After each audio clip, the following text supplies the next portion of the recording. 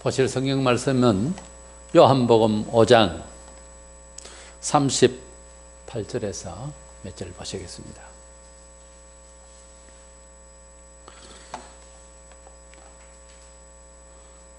그 말씀이 너희 속에 거하지 아니하니 이는 그의 보내신 자를 믿지 아니함이니라. 너희가 성경에서 영생을 얻는 줄 생각하고 성경을 상고하거니와 이 성경이 곧 내게 대하여 증거하는 것이로다. 46절에서 보시겠습니다. 모세를 믿었다면 또 나를 믿었으리니 이는 그가 내게 대하여 기록하였음이라. 그러나 그의 글도 믿지 아니하거든 어찌 내 말을 믿겠느냐 하시니라. 아멘. 우리는 예수께서 성경을 읽고 있는 유대인들을 향해서, 그때는 구약 성경이죠. 그 구약 성경을 읽고 있는 그들에게 영생을 위하여 읽는다. 그렇지 않는 경우의 사람들도 있겠습니다만 성경이 원래 하나님께서 목표하시는 것이 영생 구원의 목표인데, 그 성경을 읽는데 사실은 그 성경이 구약 성경이죠. 내게 대하여 증거하는 것이다. 이렇게 말씀하시고, 또 뒤에서 모세의 글은 나를 위한 말씀이다 라고 하셨습니다. 그 모세의 글이라고 하면은 대표로 모세오경을 이렇게 생각할 수가 있는데, 구약 성경의 대표격이죠.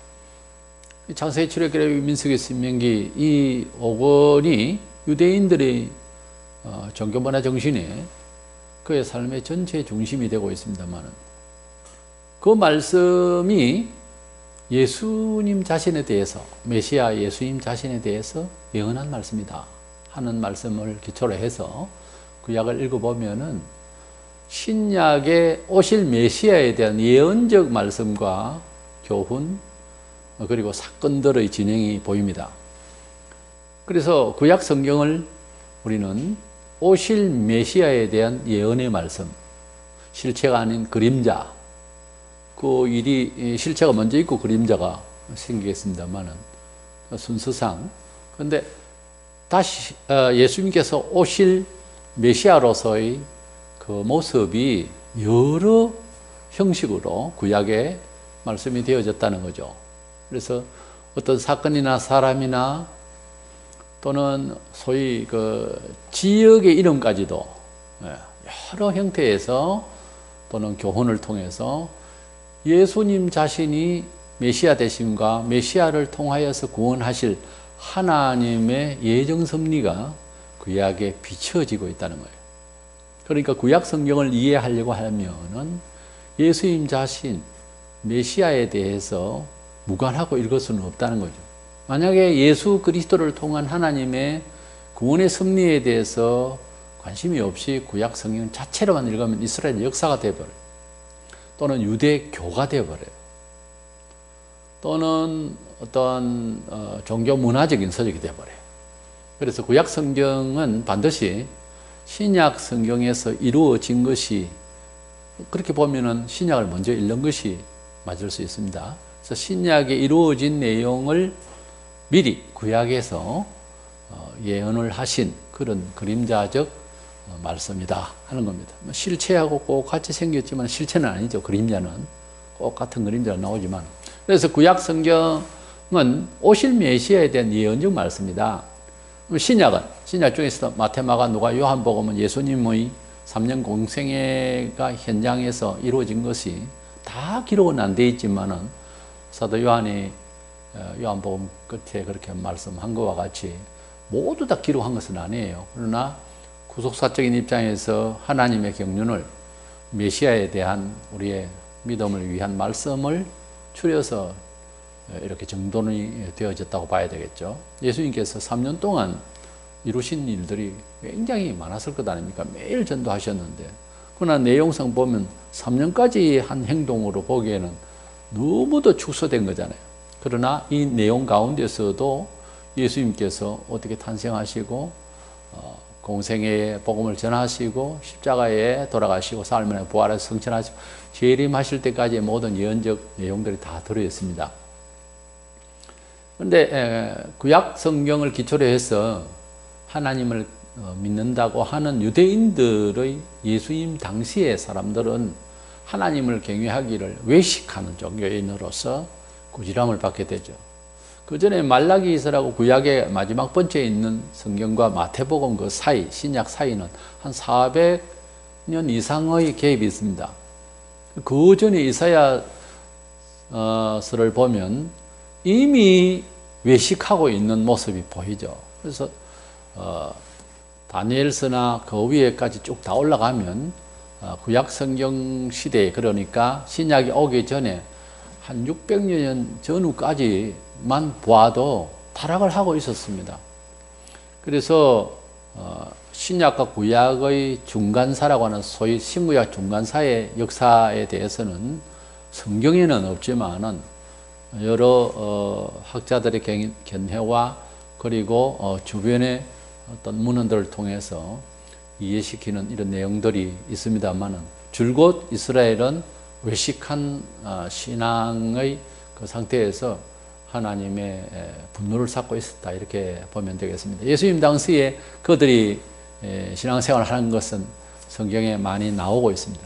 보면은 완전히 외식자들이고 그렇게 그들의 신앙의 정신으로는 메시아가 어디가 나타날지 또는 어떤 식으로 오실지 생각지도 제대로 못할 지경에 와 있었어요. 우리들이야 예언의 말씀이 없었으니까 일반인들은 모르죠.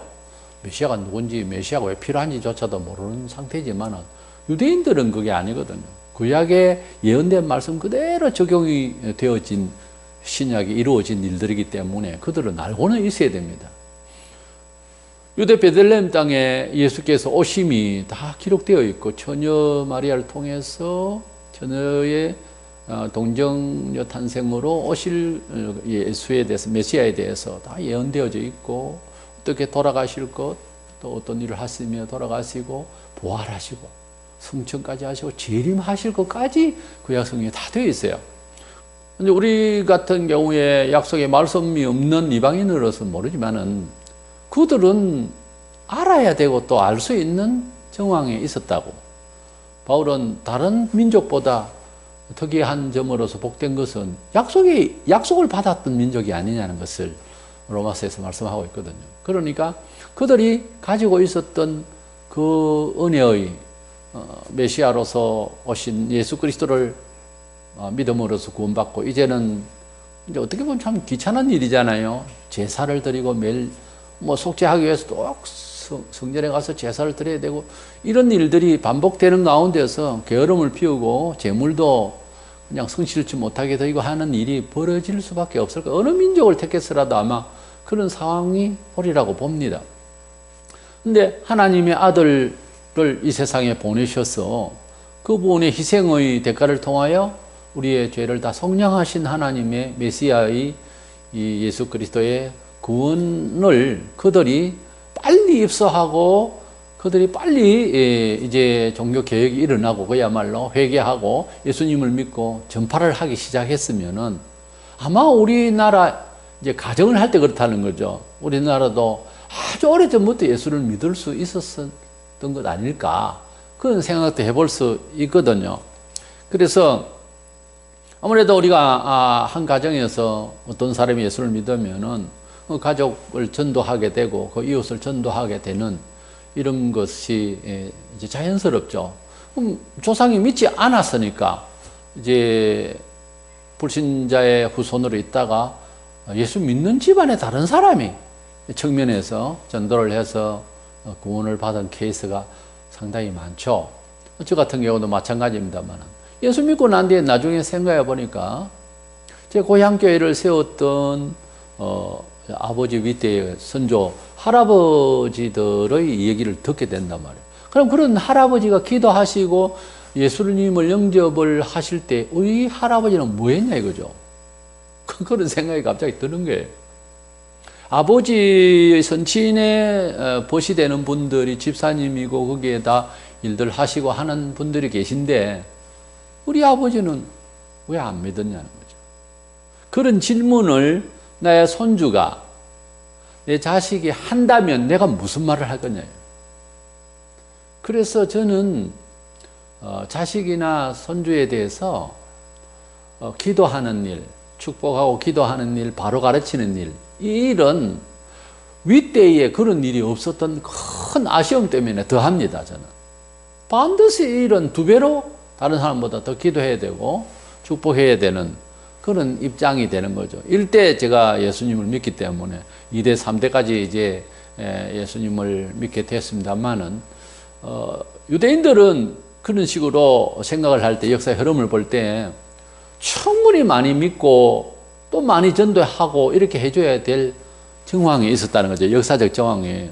근데 그렇게 하지 않고 오히려 예수님을 십자가에 못 박혀 죽이고, 그들은 몰라서 우리나라처럼 전도를 왔는데 그 선교사를 막 대창으로 찔러 죽이고 뭐 칼로 잘라 죽이고 사람을 죽이는 이런 거는 우리가 가지고 있는 신에 대한 인식, 인생관, 이게 지금 어두워서 몰라서 이제 무지해서 그래서 사고를 쳤지만은 그들은 하나님을 알잖아요.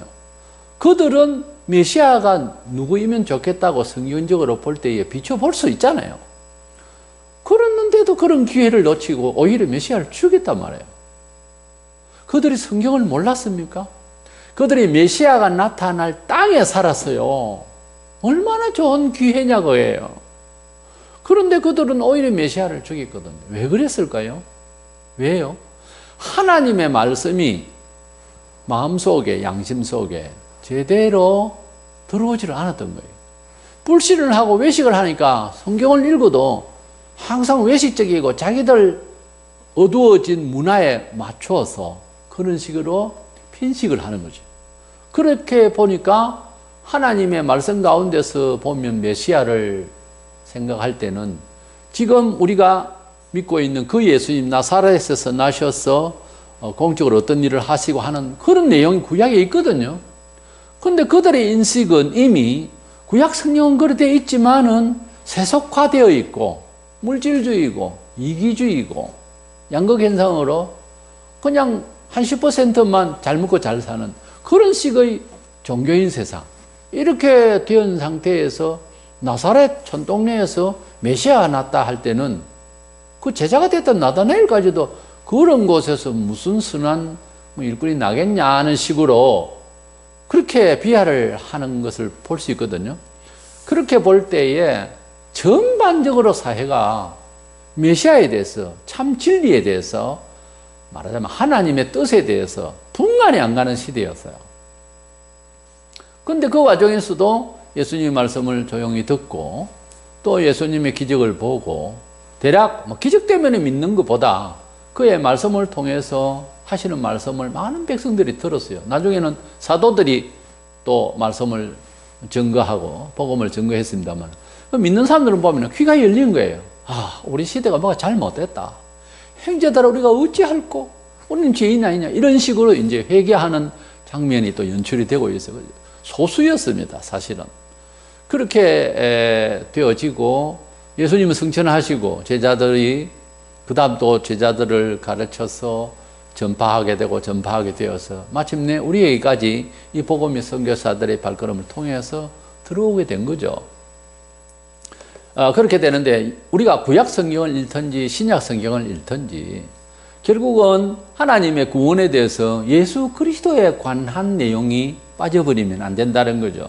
성경을 놓고 무슨 정치적인 이용을 한다든가, 성경을 놓고 시문학을 한다든가, 성경을 놓고 딴 것을 먼저 연구하는 것은 그것은 성경을 보는 태도가 아닙니다. 성경의 본래 목적이 아니에요.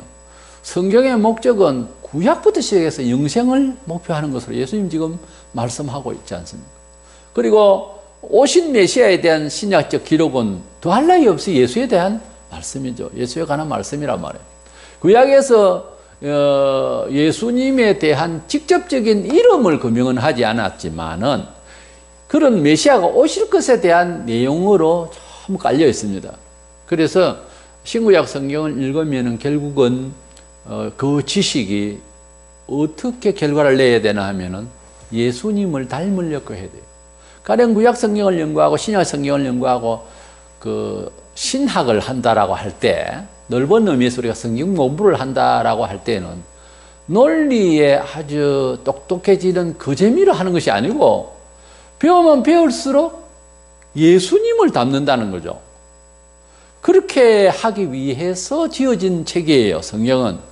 성경 읽어가지고서 뭐 철학적으로 이렇게 사변적인 아주 고급스러운 논리를 정연하게 이렇게 만들어서 그걸 자랑하고 떠들고 하던 이 유대인들이, 그 종교인들이 행세하는 사람들이 그랬거든요.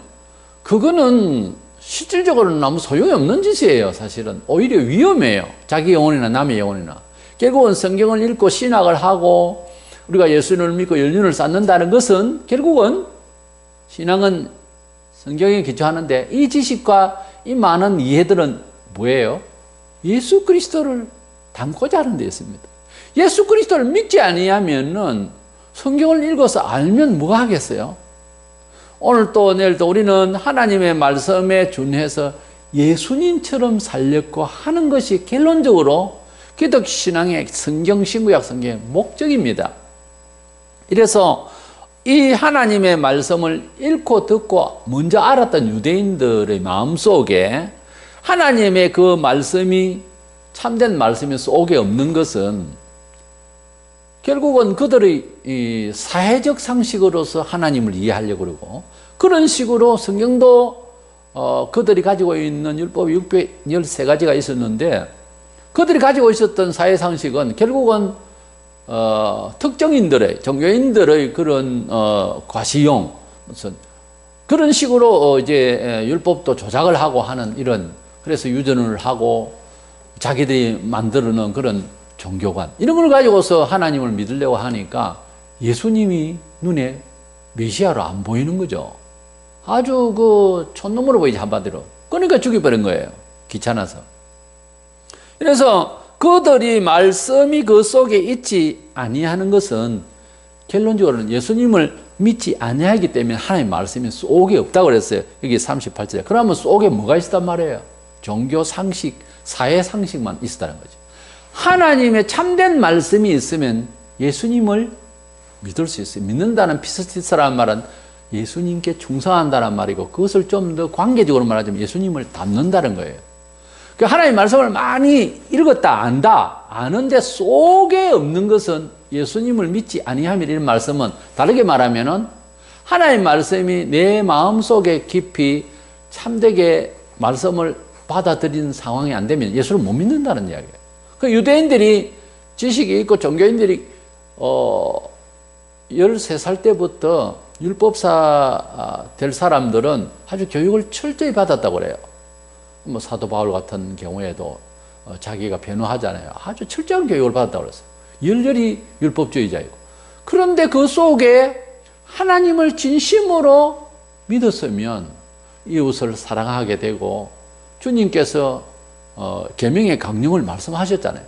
답을 하실 때. 하나님께서 원하시는 것은, 율법에 또 하나님 말씀의 구약에 원하시는 것은 사랑이고 생명이었어요. 그런데 사도 바울은 뭐 예수 믿는 사람을 죽이러 다녔거든요. 그러니까 그 외식된 종교 문화 양식으로 살면요, 이게 이중성이죠. 하나님을 믿는다고 하면서 자기 교만과 자랑으로 가득 찼던 사울, 그 본래 이름이지 않습니까? 바울이었어요. 우리 오늘날 예수 믿는 것도 마찬가지예요. 하나님 말씀을 종교 상식적으로는 아는데 사는 것은 세상적인 것으로 살아버리면은 마음속에 하나님 말씀이 작용을 할 기회가 없어요. 그 말은 예수님을 믿고 예수님을 닮는, 예수님처럼 살아서 승리하는 삶이 속에 생기질 않아요. 그래서 하나님 말씀을 구약을 읽을 때나 신약을 읽을 때나 직접적으로는 유대인들에게 하는 말씀이죠. 결국은 우리에게 전이되는 말씀이고, 간접적으로 충분히 말씀하신 거예요. 너희들이 읽는 이 성경은 영생을 얻게 하는 건데, 내게 대하여 증거하는 것이고, 모세의 글을 너희들이 대단히 뭐 앞세우고, 그리고 한데 그 모세는 사실 나를 위해서 쓴 거라고 그렇게 주님이 구약 성경을 들고 있는 상황 아닙니까? 그때는 어차피. 그래서 예수님 성천한 이후에 이제 사도들이 이 신약을 썼잖아요. 성령으로 감동받아서. 그래서 우리가 신구약의 말씀을 통해서 결론은 예수를 잘 믿을 수 있는 기회가 되어야 된다. 구약에 예를 들어서 잠언서 같은 경우에 보면 굉장히 도덕적으로 여겨질 겁니다. 그러나 욥기 쓰든 잠언 쓰든 전도 쓰든 그런 철학으로 보이고 해도 그 안에서 예수님을 만날 수 있는 마음이 충분히 생성될 수 있도록 되어 있습니다. 읽으면. 그러면 어찌 되느냐? 하나님의 말씀을 하나님 말씀답게 회개하는 마음으로 정결한 마음으로 이 말씀을 아멘으로 받아들이면 반드시 구절구절 내용들이요 예수님께로 가게 합니다. 율법은 예수께로 가게 하는 모학 선생이라 이 율법의 말씀은 예수께로 가게 하기 위한 율법은 잘못된 것에 대한 이런 징계의 말씀으로 가득합니다. 우리가 죄인인 줄로 율법은 잘 말해주고 있어요. 그럼 우리 죄인은 어떻게 하는가? 속죄 받게 하기 위한 예수 그리스도께로 인도하는 그런 역할을 한다고 그랬잖아요.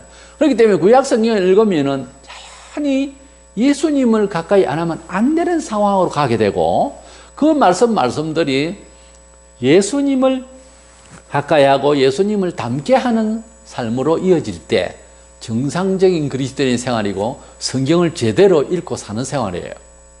그래서 성경 공부를 한다 어떤다 요즘 더 많은 좋게 말해서 이제 좋은 일이죠. 그러나 성경 공부를 안 하고 하는 것, 신학이라고 하는 것은 예수님을 닮고 예수님의 권능 안에 들어설 수 없으면 소용이 없는 이야기예요, 사실은.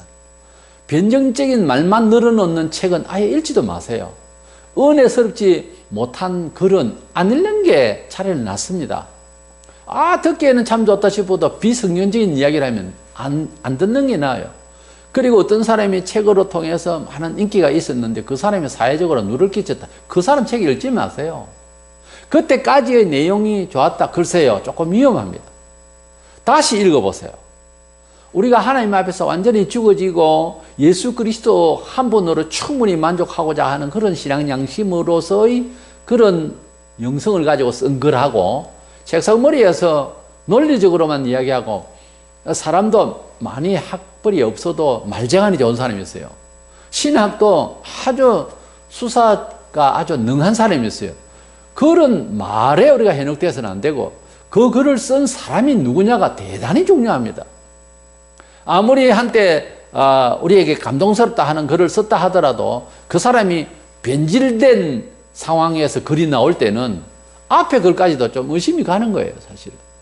이래서 우리는 하나님의 말씀을 읽고 듣고 연구를 하는 가운데서 결론은 예수 그리스도를 우리가 믿고 예수 그리스도를 닮고 예수 그리스도와 함께 십자가를 지고 예수 그리스도와 함께 부활하는 또 승리하는 이런 삶을 우리 삶 속에서 실질적으로 연출해내야 그것이 정상적으로 성경을 아는 지식인이고 진리를 아는 사람이라고 말할 수 있어요.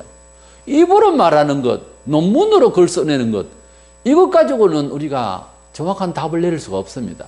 그래서 하나님의 말씀, 신구약 성경은 예수 그리스도에 관한 계시의 말씀이고 구약을 읽든 신약을 어디를 읽든 예수 그리스도가 우리에게 클로즈업 되어서 우리 몸에 오시고 예수 그리스도를 위하여 살고 예수 그리스도를 닮고 예수 그리스도와 함께 십자가 지는 삶을 살 때 구약이든 신약이든 다 바른 적용이 되는 겁니다. 그래서 결국은 승리하게 되는, 영생하게 되는 이러한 영성을 우리가 채우기를 원하고 하나님 말씀을 읽을 때마다 그 목표가 반듯하게 서서 엎드려서 하나님 앞에 말씀을 볼 때마다 그 생각을 가지고 주님 오늘 또 주에 관한 말씀을 읽습니다.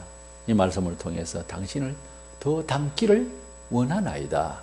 간절한 심령으로 성경을 보고 또 신학서적도 그런 뜻에서 읽고 그렇게 영적으로 성숙해 나가고 성경의 목적을 이루어 나가는 우리 삶이 되기를 원합니다.